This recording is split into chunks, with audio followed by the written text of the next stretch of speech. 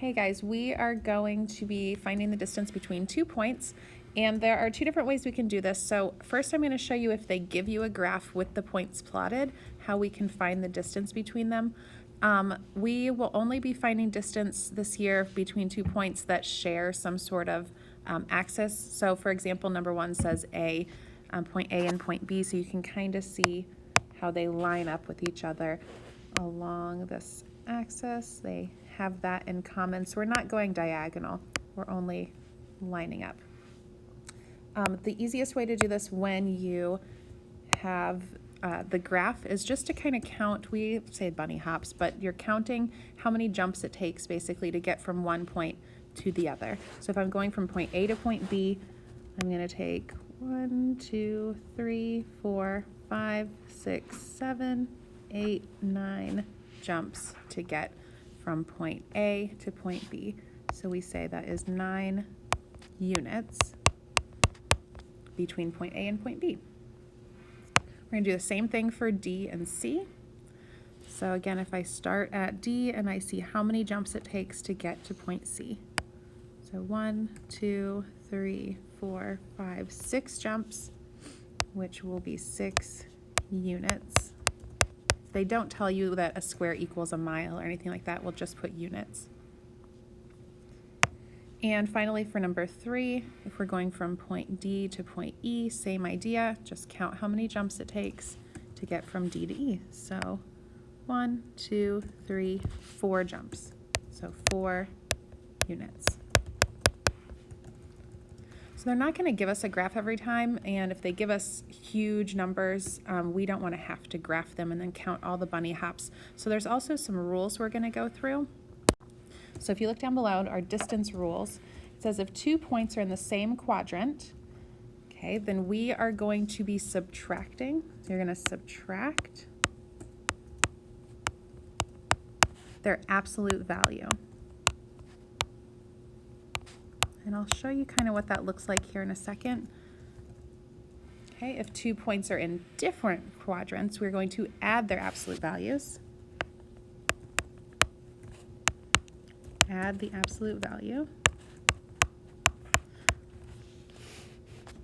And then finally, if one of the points is on an axis, then you really can do either one. You can add or subtract, but you're still using that absolute value. So add or subtract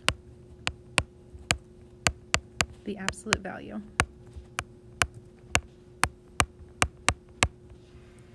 Okay, so if we flip our paper over, we will go ahead and try to apply these rules. So look at number 4. Before I was talking about subtracting and adding the absolute values. So what I'm talking about is you kind of have to decide which number they have in common. Remember, we said they had to be lined up, so they're going to share either an X or a Y value.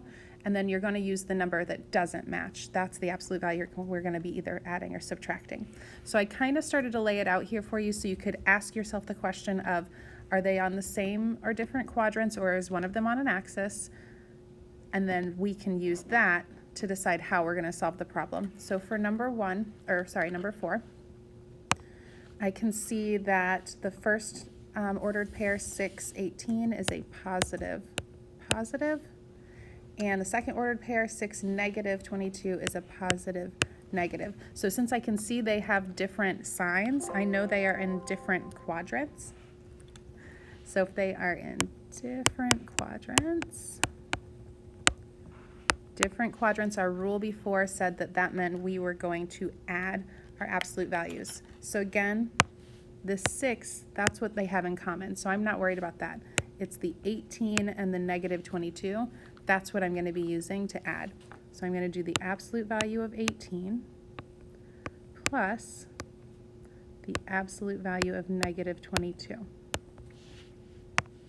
Okay, when I go to solve that, the absolute value of 18 is just positive 18, plus the absolute value of negative 22 is positive 22. And I'm just going to add that to get,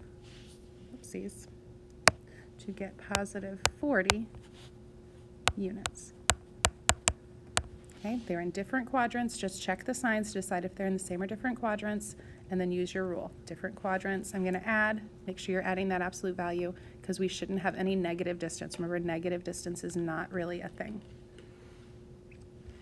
Okay, go ahead and look at number 5. Let's decide if these are in the same or different quadrants, or if there's one that's on an axis. So I can see negative 11, negative 52 is a negative, negative. Negative 11, negative 124 is also negative, negative. So since all the signs match up between the two different ordered pairs, I know these are in the same quadrant. When they're in the same quadrant, our rule said we were going to subtract them.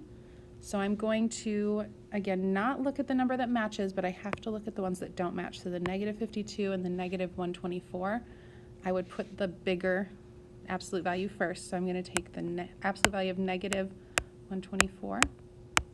It's the same quadrant, so I'm going to subtract, this time, the absolute value of negative 52. And when I go to rewrite that, it's really positive 124 minus positive 52. And I can just do that subtraction. 124 minus 52, which gives me 72 units. Okay, let's look at number 6. So this time I can see negative 75 and then a 0, positive 49 and then a 0. So even though I can see that this is going to be on an axis, I can also see that both points are really on the axis. So I do have to really pay attention if they are on the same side of the axis or not. I don't know if that makes sense, but I can see one is a negative 0 and one's a positive 0. So that's kind of like being in different quadrants because they're on different sides of the y-axis. So since they are on different sides, okay, we can write different, really, because we're going to have to add for this one. We would not get the same answer if we subtracted.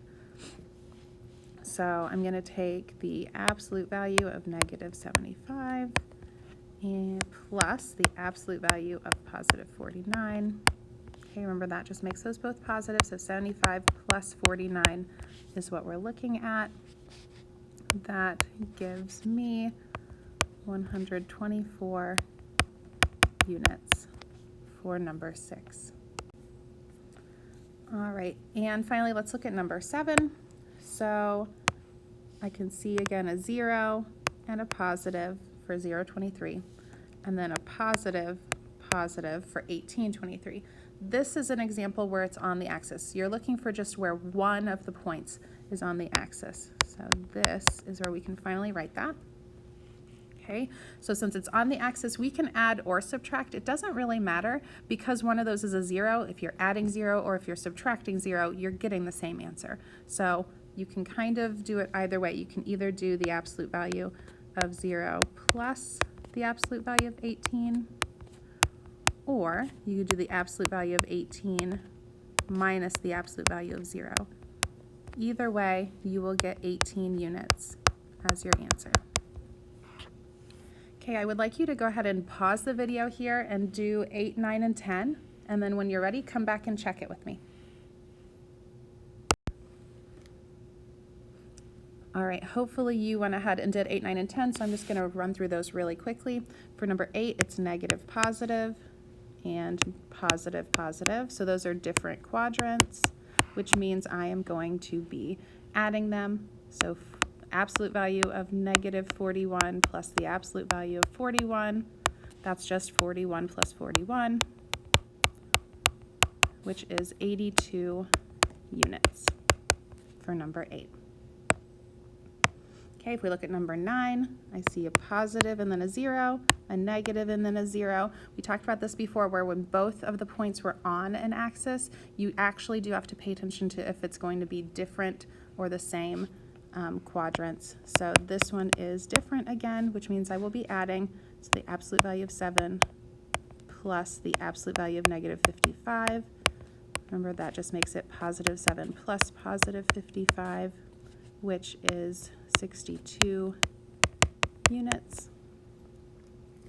And finally, number 10, I have a negative, negative, and -0. This is on an axis because only one of the 2 points is on an axis. So when that happens, you can either add or subtract. Remember, we're looking only at the number that doesn't match, so the absolute value of 0 plus the absolute value of -20, or the absolute value of -20 minus the absolute value of 0. Either way, you should get 20 units for your answer. Okay, go ahead and take your picture and attach it for this and move on to your practice.